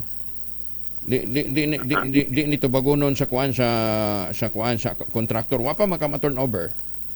Yes, sir. Wala pa ni siya ma-turnover, kumbaga, it's still work on progress. Naatay series of funding nabutang na since 2018. Even in the 2023, naasay funding, there is still an active contract ongoing. Moral na siya as of the moment na nahunong gamay, except for the rehabilitation work kay tungod sa cease and desist order coming from AMB sa Cebu Provincial Government para silbing may address ang kana silbing nga issue. So in short, as far as funding is concerned, naaragi na siya.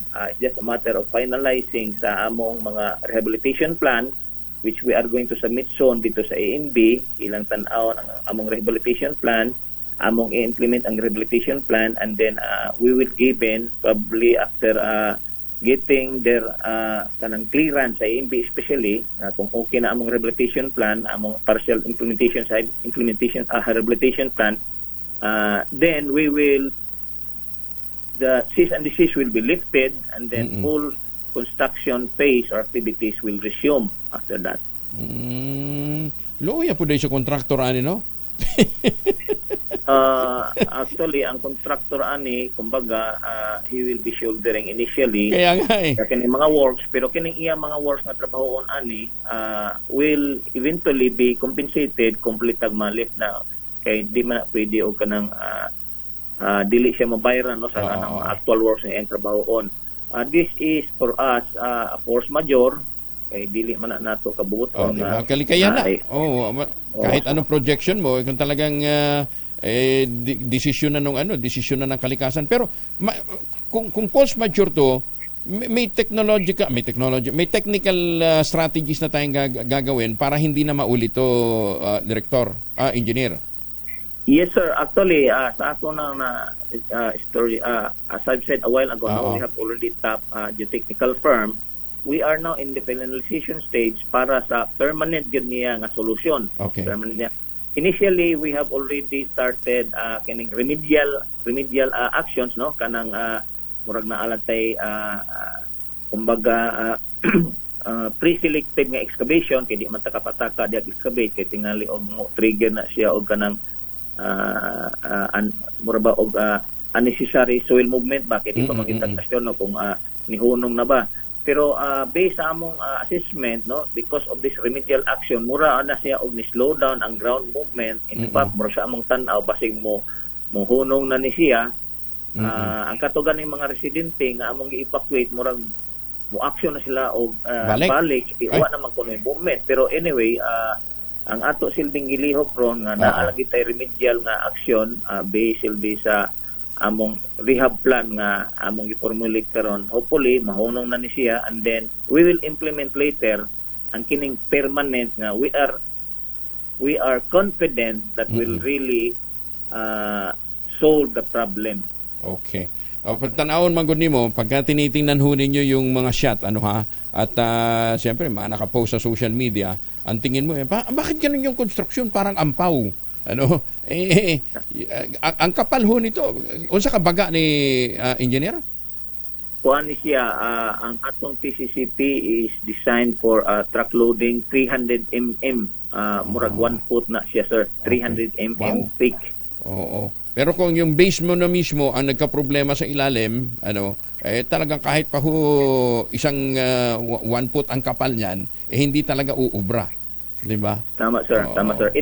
Itong soil mass sliding is really the one who is pushing the terrain, the terrain downward kay kuha man ni siya ang kating atong crack to dito sa axial slope. And then nibigay na ni siya ginahinay, di ni siya murag abrupt just like landslide, nibigay ni siya ginahinay, iyan ning gitud ang mass soil movement down the slope. So everything that stands along its way is being pushed. Why mainglaki aning infrastructure kay dili wa masana nato makita before. There are many cases wherein bisag way project na hitabo ni siya. So mo ni siya we as far as we are concerned force majeure ni siya, and we are confident that the solution that we are formulating at present will really solve the geotechnical problem we are encountering. Dili ni kwan igo sa mga nag-aging mga linog. Sa mga nagdaang lindol? Wala sir, because this occurred without an earthquake occurrence. Okay. Nahitabo lang ni siya, small crack pa ni siya, gimonitor ni siya sa LGU. They bring us this particular situation, October 2023 mo na nga until now we are trying to address the situation. In coordination sa LGU. Okay. Si Governor Gwen, magdungag man daw pondo? Welcome kay namo kumutabang si Governor Gwen. We are thankful nga iya sa mingi kumbaga she's trying to find a solution to this in coordination sa City of Naga and of course sa among department. Anything that will really help our project coming from the Cebu provincial government is very much welcome. Okay. Engineer, salamat may buntag amping dia. Thank you. Thank you sir. Ayan, so mga hanggang 20 mga next year pa pala ito matatapos pagka kung depende sa budget pa rin nalalabas Anyway, engineer, daghang salamat Si Engineer Nonito Pailado po yan, ang planning chief ng DPWH Region 7. Magandang umaga, Pilipinas! May buntag sa mga taga-Sugbo. 35 makalipas ang alas 5 ng umaga.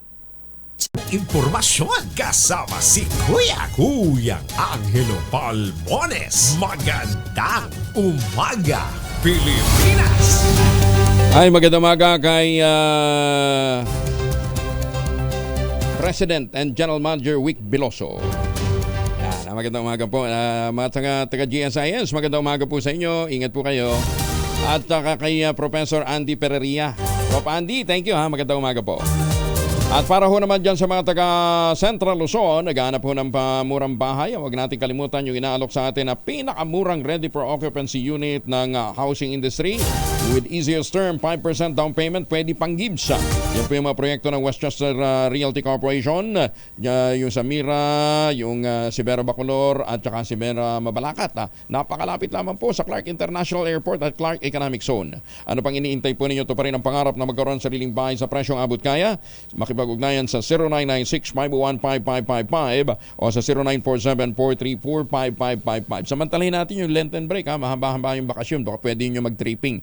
0996-501-5555 at 0947-434-5555. Text na ho kayo hanggat maaga para ma-accommodate ho kayo. At kung ngayon ho kayo magpapareserve dahil gusto ho ninyo magbukas na negosyo, kayo magkaroon ng sariling bahay sa presyong abot kaya, pwede pa kayong manalo ng 3 for 2 sa anumang Asian destination kung saan tatama po ang inyong DART. Ayan Kaya ito pa rin ang pangarap, magkaroon ng sariling bahay sa presyong abot kaya. Gusto nyong bumiyahe papuntang Japan para sa Sakura Festival na nagsisimula na. Ayan although may mga lugar doon na malalamig pa ayan punta ho kayo doon. Mag-reserve ho kayo. Trip for two, anumang Asian destination. Pwede rin sa Hong Kong, sa Singapore, sa Taiwan, sa Thailand. Ayan, yung mga lugar na yan, pwede ho yung pasyalan ng libre, trip for two, kung kayo po'y makakadali niyan sa inyong pagpukol ng dart. Kaya bago pumunta, mag-practice na ho ng pagpukol ng dart. Umaga, Pilipinas. Lalaking nag-claim ng package sa may lamang 20 million pesos na laga ng illegal drugs arestado naman sa Central Mail Exchange Center ng Pasay City. Detalye na balita mula kay Noche Cacas. Noche, good morning. Bayong buntag ulit Kuya Angel, arestado ang isang lalaki na nagpeke pa ng ID para maklaim ang isang package na may lamang illegal drugs sa Central Mail Exchange Center o CIMEC sa lungsod ng Pasay. Inilala ang suspect na si Muhammad Bagataw na may pangalan ring Joseph Acogido, 52 anyos. Ayon sa report ng NAIA Interagency Drug Interdiction Task Group, ang naturang package sa Kuyang Angel ay minomonitor nila dahil sa kahinahinalang laman ng nakita sa x-ray machine ng Bureau of Customs nang i-claim ng suspect dito na inaresto ng mga operatiba ng IADITG. Nasabat ang nasa 20.4 million halaga ng umano'y shabu na silyado sa loob ng isang plastic pouch na sinasabing galing ng Canada. May natagpuan ring transaction slips at iba't ibang identification cards. Depensa ng suspect, gumamit siya ng pekeng ID sa utos umano ng nag-utos sa kanya para maklaim ang naturang parcel. Maharap naman ngayon ang suspect Kuyang Angel sa reklamong paglabag sa Article 2 ng Republic Act 9165. Mula sa panunan sa Pilipinas, DCRH. Ako si Noche Cacas, tuloy sa pagbabalita, tuloy-tuloy sa serbisyo. Sama-sama tayo, Pilipino. Maraming salamat, Noche. Kala niya siguro, matagal na ginagawa yan.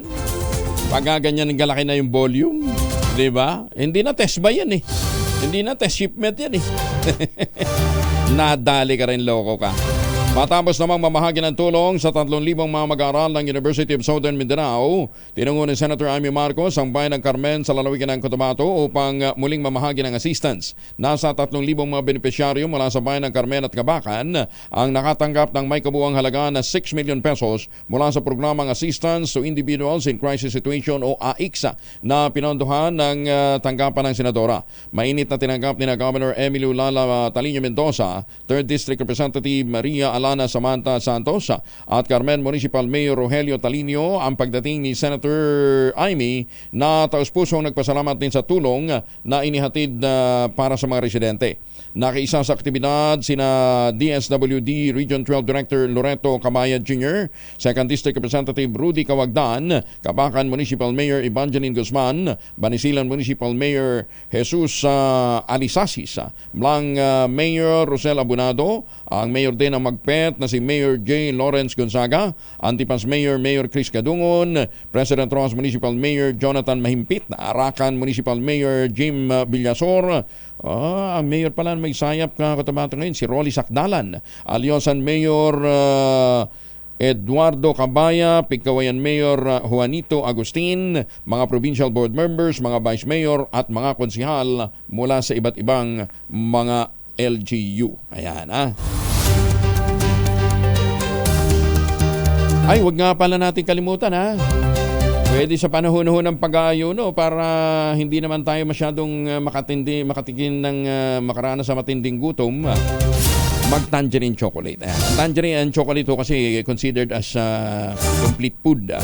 Ang tangerine chocolate po naman ay produkto ng mga magniniyog dyan po sa lalawigan ng Quezon sa tulong nga po ni Dr. Helen Tan. Yung mga magniniyog na dating umaasa sa kopra, ngayon mga MSMEs na. Nagtatanim na ho sila ng mga kakao na hinakot ni Dr. Helen Tan galing Davao. Itinanim po sa mga ilalim ng nyugan. Kaya ngayon nagpo-produce sila ng decalated na beans para mag-produce ng world-class na tangerine chocolate. Available sa 0919-095-5935 o dili kaya sa tangerine-chocolate.ph. Nandyan ho yung mahigit 10 variants, i-check po ninyo, ng mga raw materials na ginamit ay galing din po sa ani ng mga magsasaka. Sabi nga po ni Dr. Helen Tan, sino bang magmamalasakit sa Pilipino kundi kapwa Pilipino, kaya tangkilikin natin ang gawang atin. Ayan. Magandang umaga, Pilipinas! 15 minuto na lamang bago po mag-alas 5 ng umaga, may mga report pa tayo. Ceremonial vaccination drive laban sa pertussis, isinagawa naman ng DOH-NCR sa San Juan City. Nandun si Edniel Parosa, RH52. Edniel. Kuya Angel, nagsagawa ng libreng town hall meeting at bakunahan Department of Health National Capital Region sa lungsod ng San bilang tugon sa tumakas na kaso open cup sa Metro Manila. Ayon kay DOH-NCR Epidemiology and Surveillance Unit Head Dr. Manuel Mapue II, may 5,000 beses ang itinaas ng kaso ng pertussis sa rehiyon sa pas lamang na taon kung susumain sa nagdaang kalahating dekada. Tumaas naman umano ng 900 times ang kaso ng nasabing sakit sa buong NCR. Idinahilan ng opisyal ang bumabang routine vaccination coverage sa panahon ng pandemya kung kailan nakatutok ang lahat sa pagsupil sa COVID-19. Sa San Juan City pa lamang, 2 lamang ang kaso ngayon 2024, pero galing naman ito sa 0 case ng pertussis noong 2023. Dahilan kung bakit sineminar ng DOH sa mga barangay ng syudad at pinakunahan ng 5-in-1 vaccine sa mga batang edad 0 to 23 months na nakinahok ang kanilang mga magulang sa town hall meeting. Karaniwan kasi umanong mapanganib ang epekto ng pertussis sa mga wala pang 1 taong gulang na hindi bakunado o nakatanggap ng routine immunization. Dagdag pa ni Mapue, bibili ng booster shots from DOH laban sa whooping cough at ikakalat sa mga syudad sa buong Metro Manila.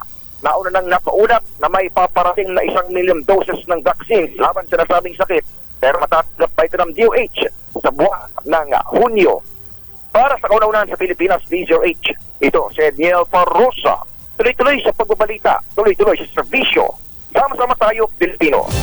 Maraming salamat, Edniel. 870 na mga pulis mula naman sa NPD na-promote mo. Detalye na balita mula kay Edwin Duque, RH23. Edwin, good morning. Mahigit na Goyang Angel, 870 pulis mula naman sa Northern Police District sa Bukabanaba ang na-promote kahapon sa kanilang tungkulin o rango mula sa patrolman hanggang police major. Ang promosyon at pagdiriwang ay sinagawa sa Malabon Sport Complex na pinangunahan ni Northern Police District Director General Rosalito Gapas, mga opisyal ng NPD at 4 na chief of police ng Caloocan, Malabon, Nabutas at Valenzuela. Mismo si Malabon Mayor Jenny Sandoval ang sumaksi at sa pagkabit ng kanilang mga estrella ng mga na-promote na kinabibilangan ng mga kababaihan. 239 ang na-promote sa Caloocan, 152 sa Malabon, 83 sa Nabutas habang 165 sa Valenzuela, 159 sa DHQ habang 72 naman sa DMAB. Pinasalamatan ng opisyal ng NPD ang mga na-promote sa kanilang pagkasusubikap na umano na mapabuti ang kanilang mga tungkulin kaya napabilang sa mga napili ng PNP. Paalala ng general sa mga ito na gampanang mabuti ang kanilang pagiging opisyal o PNP, pagiging tunay umano na bantay sa mamamayang Pilipino at huwag patalo sa tukso kundi hindi mangingini umano tanggalin sila sa kanilang pagkapulis kapag nadawit sila sa anumang bagay o mga paglabag sa batas. Mula pa rin sa kaunana sa Pilipinas, Pisa Red sa Kusa Resort 3. Edwin Duque, tuloy-tuloy sa pagbabalita, tuloy-tuloy sa serbisyo. Sama-sama tayo, Pilipino. Dagan salamat, Edwin. Oras sa buong kapuluan. 49 na makalipas ang alas 5 ng umaga.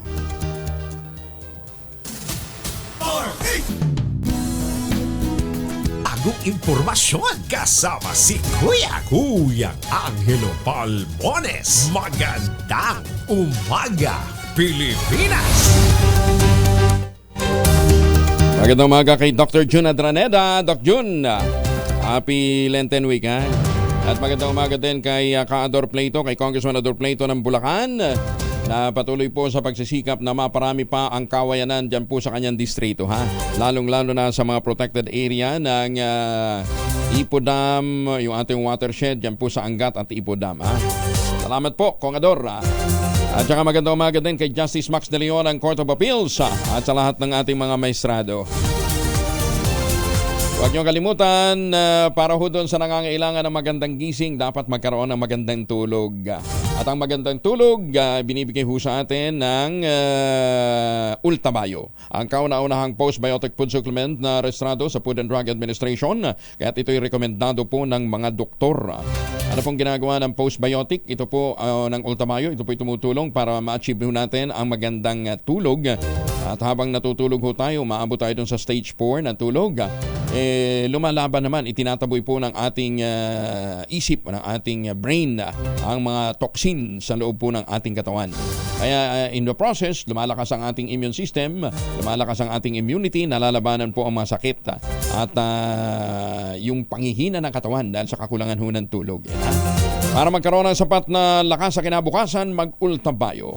Para po sa inyong mga concerns, mag-check ho kayo sa 0917-110-6580. May mga nakastambay pong mga medical experts dyan. Bukas nga, tanungin natin sila tungkol ho dun sa TB. Dahil may mga clinical trial din po na nagsasabi na yung postbiotic actually nakatutulong para malabanan din do, maiwasan ho natin ang paghina ng immune system na nagtitrigger po ng TB. Available po ang Ultabayo sa Mercury Drug, sa Mesco Drug, Pasmed Pharmacy, John's Pharmacy at Curamed. Pero pinakamaganda sa Mercury Drug. Sa maraming mga branches dyan. Check nyo ho kung meron pang available. 0917-501-106-580. Yan po ang inyong ite-text para po sa inyong supply, sa inyong bibiling Ultabayo. Mahiwagang tunog. Sige, para may pambili ho tayo ng Ultabayo. Ito naman po ang ating mahiwagang tunog. Nagkakahalaga ngayong araw ng 20,000 pesos. Ganun kasimple yan. Ang inyo pong masagot, ipapadala po ninyo sa 0919-282-6485. Ulitin natin 0919-282-6485. Sundin ang tamang format ng pagte-text, empty space, name / address / contact number / at ang inyong sagot. Isang beses lamang po maaaring mag-text sa ating text line gamit ang inyong mobile number. Alam mo ng clue? Kayo naman, bibigay tayo ng clue. Actually, nadali na ho. Nakakuha na yung item number 2 at saka item number 1. Ayun, ang problema lang, hindi nagtatagpo. Ayan, So, ano yung bagay na ibinagsak, saan bumagsak, at alin ang binagsakan. Okay. Yun. Para magkaintindihan mo tayo. giveaway na nga. Kayo naman mambira o naghihingi pa kayo ng clue, ha? Hindi. Yung iba, yung number daw na pagpapadala. Dito nga po, 0919-282-6485. Ayan, ha? Clue natin na ibinigay sa inyo, yung isang ginamit dyan ay karton. Pinaglalagyan ng mga produkto po ng ACS, di ba? Nabawa, magsiship ng sabon, di ba? Yung Shield Bath Soap, di ba nasa karton yun? Yung karton. Yung isang item naman may angle. May angle. Yun. Ano yung inuhulog at saan nahulog? Ayun ang suhulaan ho ninyo, ha? Magandang umaga, Pilipinas! The Philippine League of Government and Private Midwives will celebrate its 25th National General Assembly. Ang tema po, embracing the silver lining of midwifery profession. Rise up, look forward, shine. Yan po ang panawagan sa atin ni Asek Cecil Bangcasantos. Gaganapin yan April 23 to 25 sa SMX Convention Center sa Davao City.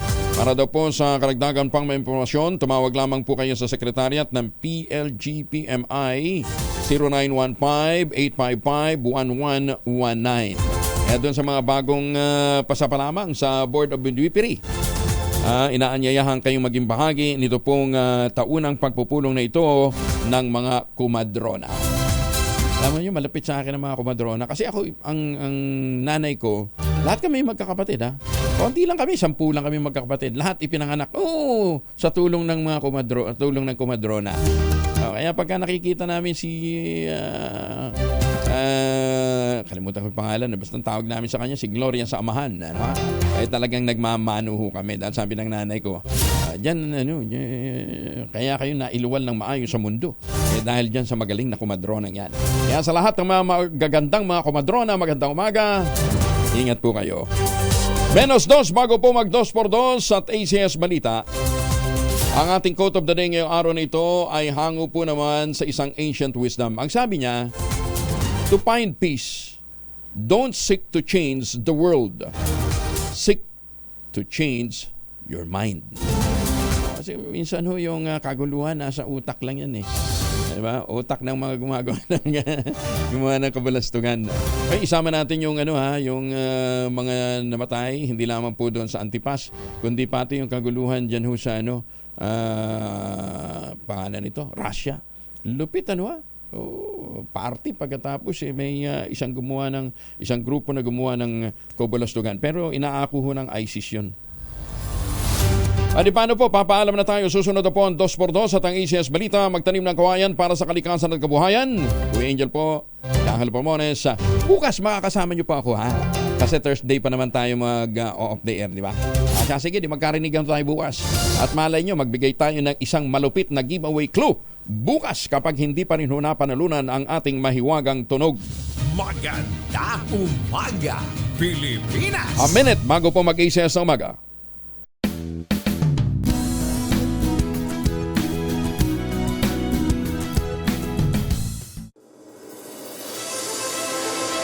Sa pagdiri